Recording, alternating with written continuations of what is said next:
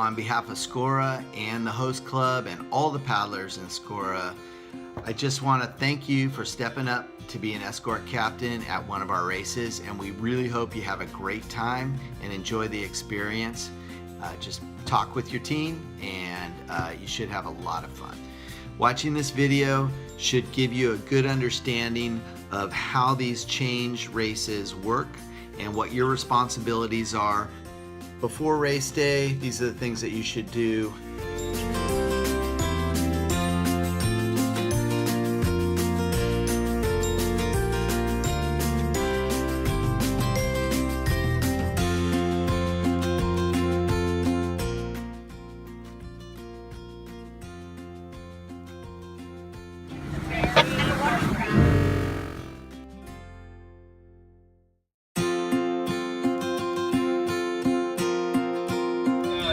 Keep your heads on a swivel. You are released for your first change. It's 30 minutes. You're released for your first change. So you want to show up at the port, find out from the race director what time to be there, find out about parking.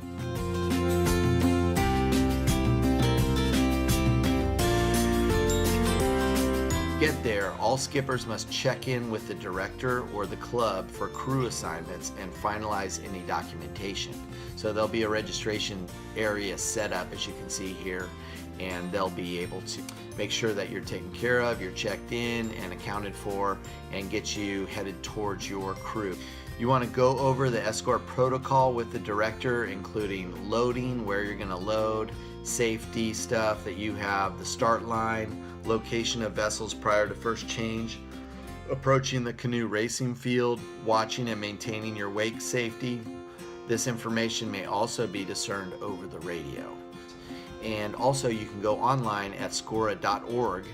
Ideally, before the crew comes on board, you should inform all participants on the vessel of your safety precautions and race day assignments and responsibilities. So you want to coordinate with the crew, find out who their change coach is, decide who the spotter is going to be, and make sure that everybody on the Outrigger crew and everybody on your crew is synced up and knows who's going to be giving what communication during the race. Before loading the boat, one main person should be selected to become the sole spotter and communicator in regards to the persons in the water, usually coach of that crew. So the spotter or the change coach is going to be the person who's really keeping an eye on the live bodies in the water, and they'll be communicating with you as skipper where they are. You're also going to be looking out for, and the spotter will, other people from other canoe crews that are in the water. Okay, so you're at the dock, the paddlers come in, they have a bunch of backpacks, coolers. You want to think about where is that equipment going to go. They're going to have packs with them with towels and things to change into if they need to, if it's a long race. So you want to find places on your boat where they can store that stuff, hopefully keep it dry, get access to it, and you won't be tripping over it during the race. Have crews load gear before launching your vehicle. When all hands are there, then they can assist in the launching procedure. Okay, so now you've launched. You have your 3 extra paddlers on the boat, you have your spotter, and the 6 paddlers that are starting the race in the canoe or out in the canoe. You're heading out to the start line. So before the race actually starts and after the start, you want to stay behind the canoe by at least 100 yards. The first part of the race is the time for them to spread out so that you'll be able eventually to get in there and make changes. Red flag waving, big red flag. Here we go, guys. Green flag. Green flag. It's on already, yeah. 1 second in. You'll follow the established official boat perimeter. They'll let you know where you need to be, and you'll wait until the go-ahead signal is received before you pull in to make your first change. Usually it's about 30 minutes. Captain, you see that kayaker over there? Okay, you do not want to charge through the pack. That will produce unnecessary wakes for others, and it's considered an infraction. So they can actually be penalized if you as an escort captain charges through the pack and affects other canoes. As you can see in the diagram, There are 3 operating zones for escort boats. These are the high-speed zone, which is greater than 100 yards out from the perimeter of the field of racing canoes as defined. Speed is unlimited there.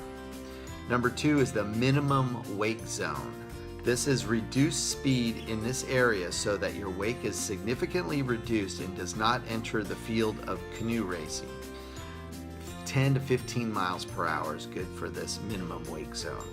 And then the no wake zone is reduced speed to match your canoe, or slightly higher as required to intercept it without producing a wake that interferes with the other canoes. That's usually about 7 to 10 miles per hour. Out here, keep your heads on a swivel. You are released for your first change. It's 30 minutes. You're released for your first change.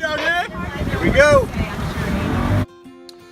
Once clearance to move up has been given by the officials, move to a position that is 100 yards minimum to the outside of the field of racing. So that would be out in the high speed zone. So we in the speed zone, Bruce. Speed zone! Yeah! Move up alongside the pack in the high speed zone until you are a few hundred yards ahead of your canoe.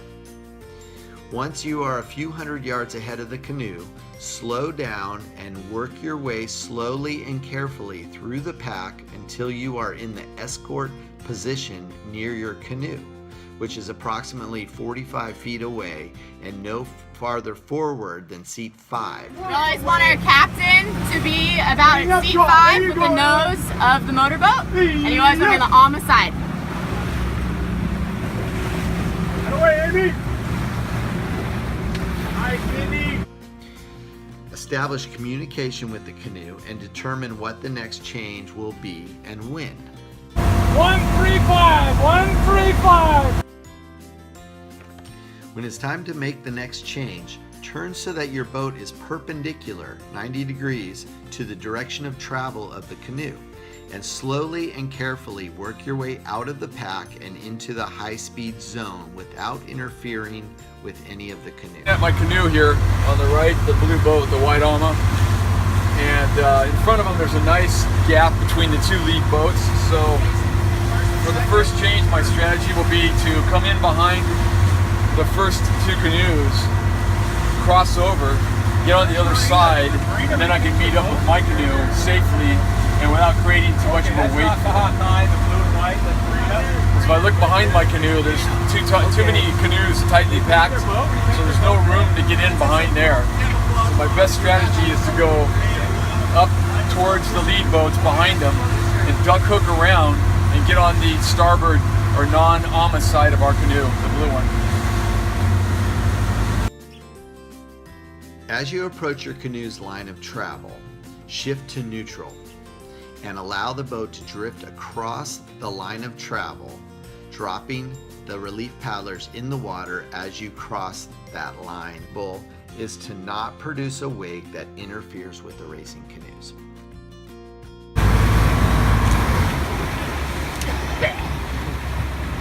Go! 2-4! Burn up, guys! 2-4! Burn up! 2-4!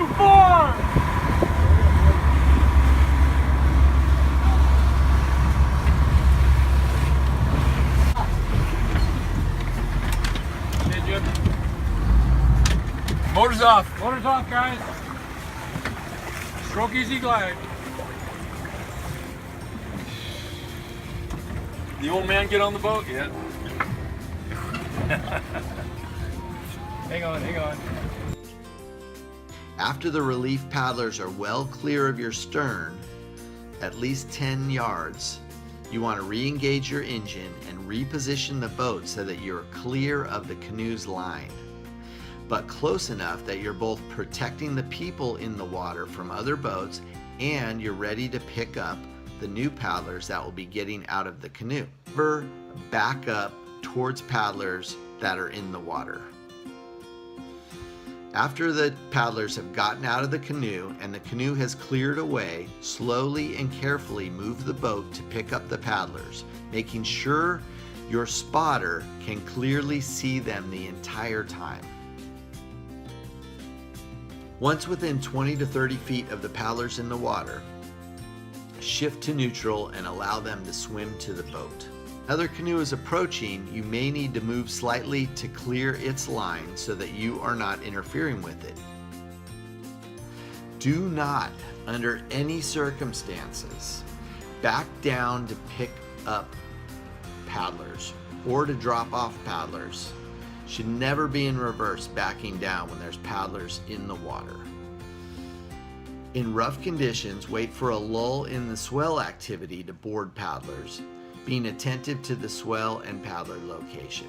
Should also assist paddlers onto the vessel with consideration to paddlers' ability to get onto the ladder, swim step, or other loading device.